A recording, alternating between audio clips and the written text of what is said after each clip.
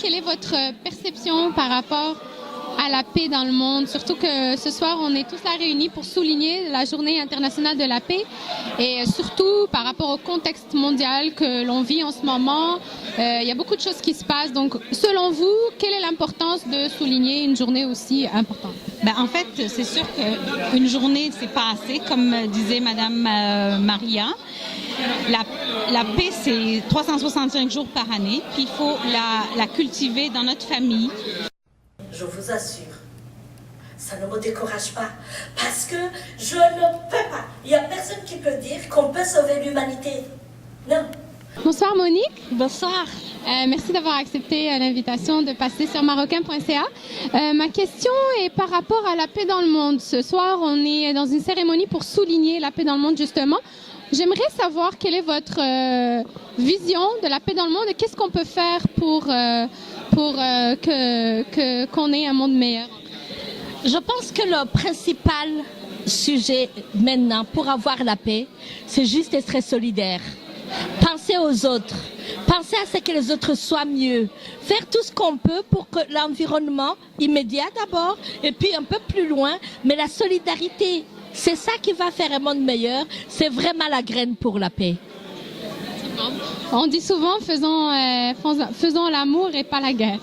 Oui, ça c'est un adage un peu nouvel-âgiste, mais je pense que réellement, la solidarité aussi, la générosité, c'est un geste d'amour.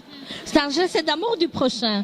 Et une fois qu'on va arrêter d'être individualiste, d'être cupide, de vouloir avoir tout pour nous tout seuls, je vous assure, on aura un monde meilleur. Quand je vais m'inquiéter pour savoir si tu as mangé, si tu es bien logé, si tu as été soigné, si tu es malade, je vous assure, le monde sera meilleur. En fait, c'était exactement ce qui est arrivé. Donc, au 31 décembre 2011, alors que l'humanité atteignait les 7 milliards d'habitants, un grand reportage était publié dans Le Devoir et où 7 quotidiens à travers le monde sur les 5 continents étaient invités à